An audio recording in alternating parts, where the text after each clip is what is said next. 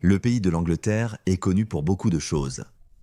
Sa beauté naturelle discrète, ses cabines téléphoniques rouges, ses taxis noirs et ses nombreuses réussites musicales à l'exportation, y compris Oasis et les Beatles.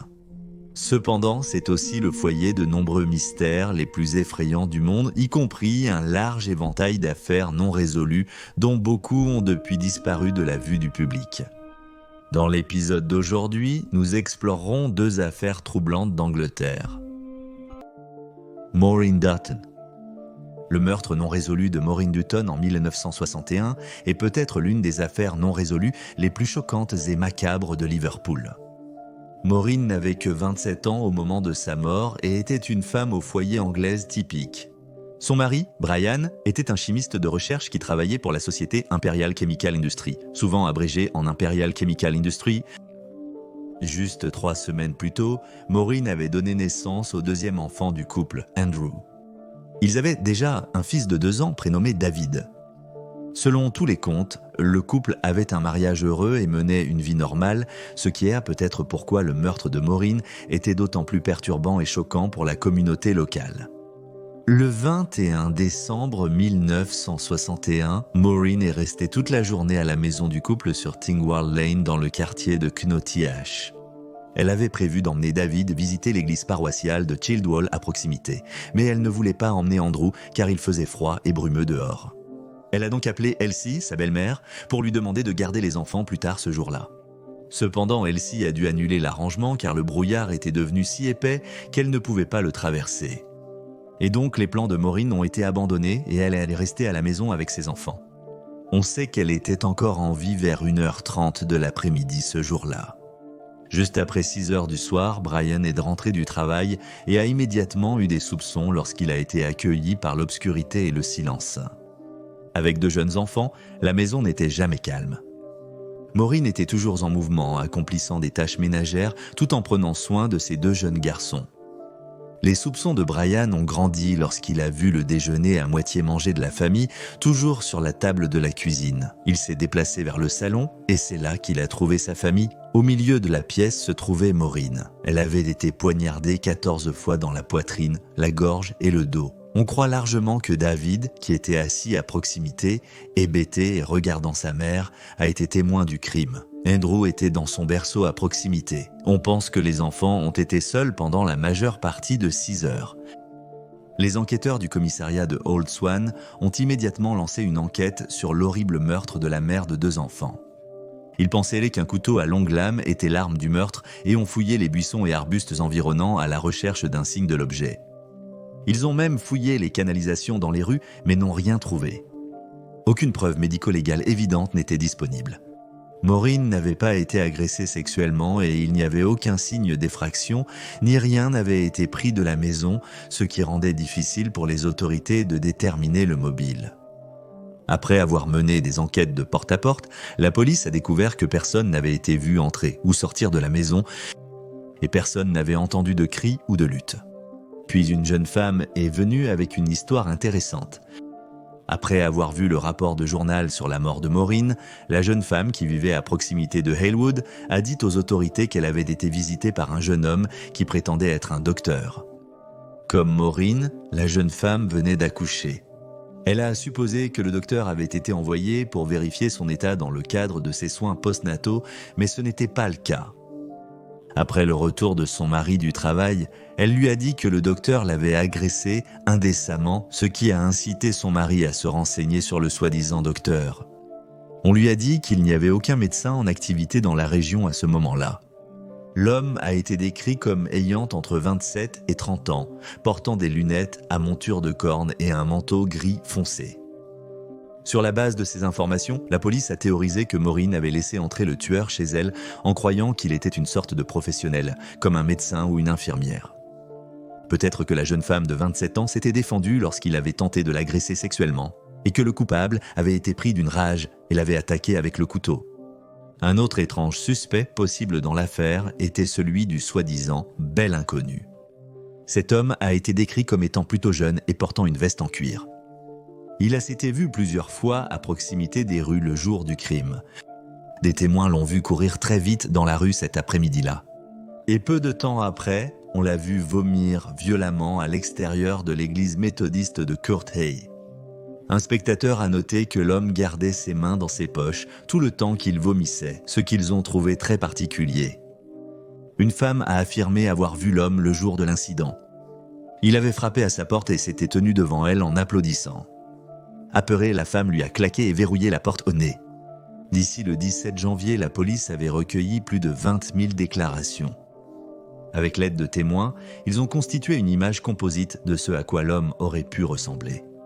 Le Liverpool Echo a présenté l'image en première page de leur journal et dans les premières 24 heures suivant sa publication, 60 personnes ont contacté les autorités avec des informations. Cependant, les noms qui ont été donnés à la police ont été progressivement éliminés et l'homme en veste de cuir n'a jamais été identifié. Le prochain suspect dans l'affaire était une jeune femme blonde qui a été vue agissant de manière suspecte lorsqu'elle est montée dans un bus près de la scène du crime. Cette femme non identifiée a pris le bus numéro 10500 sur East Prescott Road. Elle aurait eu un accent irlandais et murmurait qu'elle devait quitter la ville immédiatement. En sortant du bus, elle a répété « Oh mon Dieu, la femme n'a jamais été retracée et n'est jamais venue ». La théorie la plus bizarre jamais explorée dans le cas de Maureen a été menée par des enquêteurs agissant sur les ordres du sous-chef de la police de Liverpool, un homme nommé Herbert Barmer. Il a théorisé que la femme au foyer de 27 ans avait été exécutée dans un meurtre sacrificiel par un culte polynésien. Plusieurs des adeptes du culte vivaient à Liverpool et on croyait qu'ils faisaient des sacrifices à leur dieu, Tiki, pendant le solstice d'hiver, la période pendant laquelle Maureen a été tuée. Les membres étaient également connus pour avoir un tatouage d'une croix gammée inversée. On ne sait pas si cette théorie a du poids ou non, mais c'est ce que croyait le sous-chef de la police. Finalement, les autorités ont identifié un suspect suivant cette théorie. Une infirmière de 24 ans vivant à Upper Parliament Street a été arrêtée et accusée de vol d'équipements et de médicaments dans 3 hôpitaux de Liverpool en 1962. Il aurait prétendu être un médecin et avait un tatouage de swastika inversé. Cependant, l'homme a par la suite été écarté comme étant impliqué dans le meurtre de Maureen et toute la théorie a été abandonnée. Les autorités examinent régulièrement les dossiers et les preuves dans l'affaire de Maureen et ont lancé un nouvel appel à information aussi récemment qu'en 2016. Malgré la découverte par les autorités de nombreux suspects convaincants, l'affaire de Maureen reste non résolue. Si le coupable est encore en vie aujourd'hui, il est probable qu'il est au moins dans la soixantaine, ce qui signifie qu'il est peu probable que les autorités puissent le traduire en justice.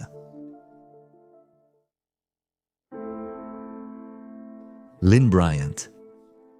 Au moment de son décès, en 1998, Lynn Bryant était une mère de 2 enfants qui planifiait ses célébrations de 41 ans.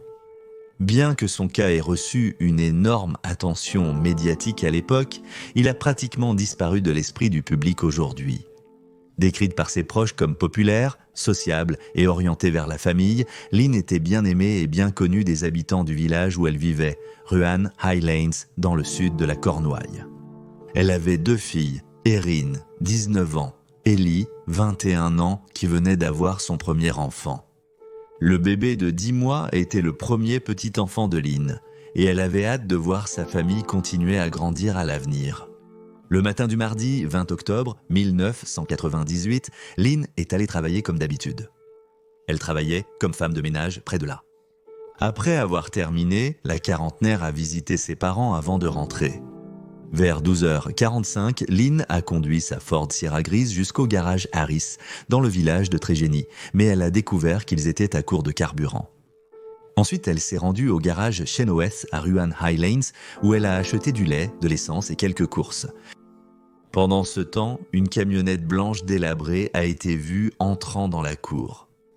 Elle était conduite par un homme barbu inconnu. La police a noté plus tard qu'un véhicule similaire avait été vu dans les jours précédant la mort de Lynn, mais que le véhicule et le conducteur étaient inconnus des habitants de la région. Après sa visite au garage, Lynn a déjeuné avec Erin, sa fille. Les deux ont discuté de l'anniversaire à venir de Lynn et ont regardé Emmerdale entre 1h et 1h30 de l'après-midi. Juste après 1h30, la quarantenaire a emmené le chien de la famille, un lévrier nommé Jay, faire une promenade. Sa famille a dit aux autorités que Lynn empruntait toujours le même itinéraire. Plusieurs témoins ont rapporté l'avoir vu sur son chemin et ont dit plus tard aux forces de l'ordre que rien ne semblait anormal. Un automobiliste de passage a vu Lynn parler à un homme à la jonction près de la chapelle méthodiste de Rowan High Lane.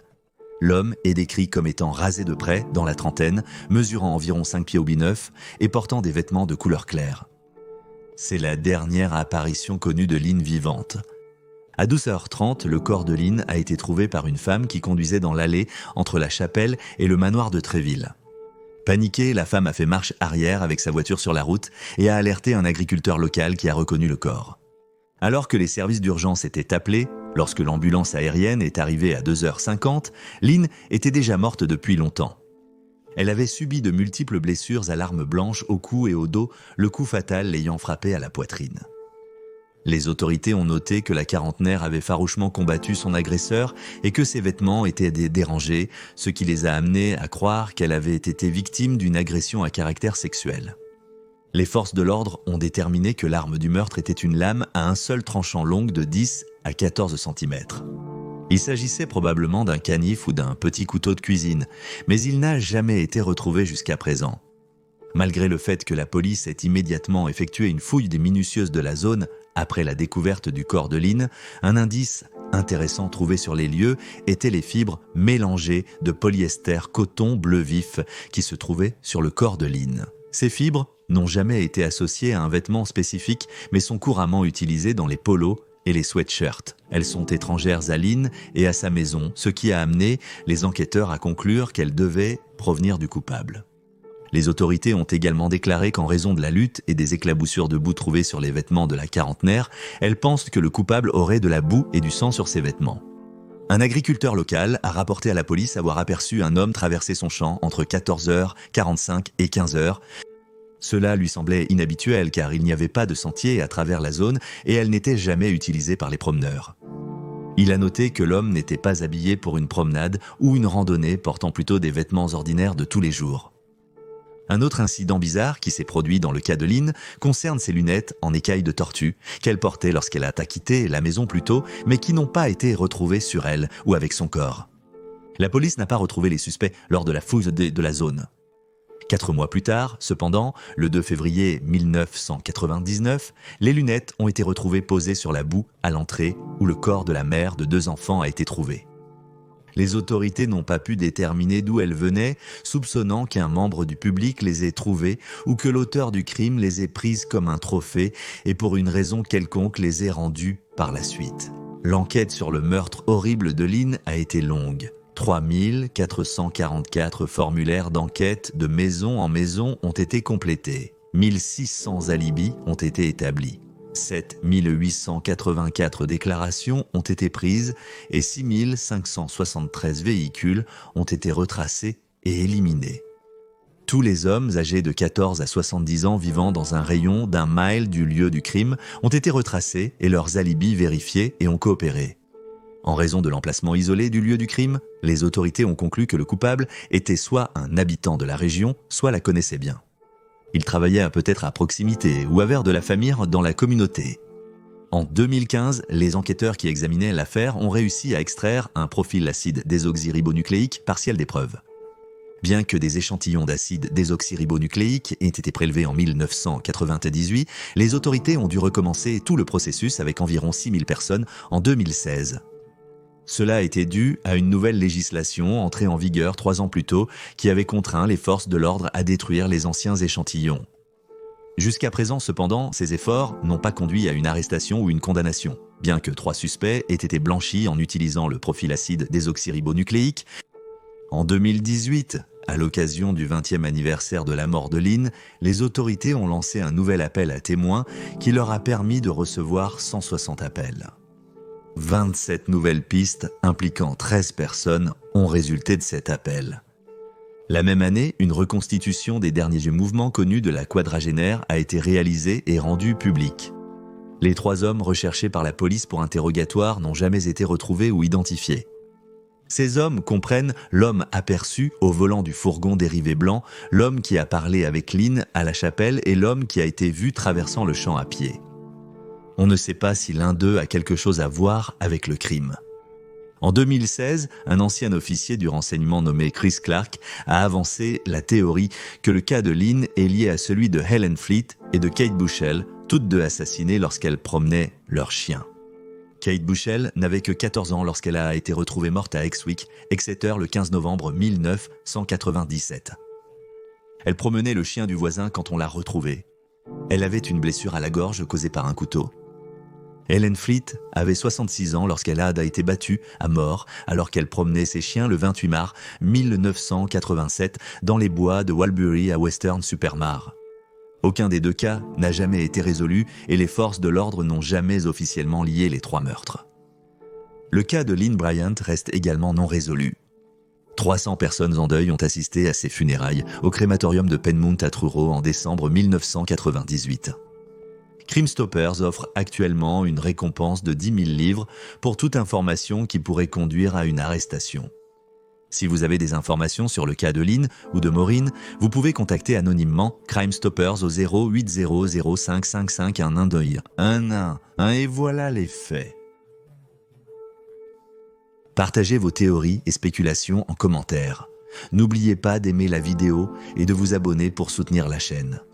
Vous pouvez également nous soutenir sur Patreon pour avoir accès à du contenu en coulisses et à un accès anticipé à nos documentaires. Merci d'avoir regardé. Restez vigilants, restez en sécurité et je vous verrai la prochaine fois.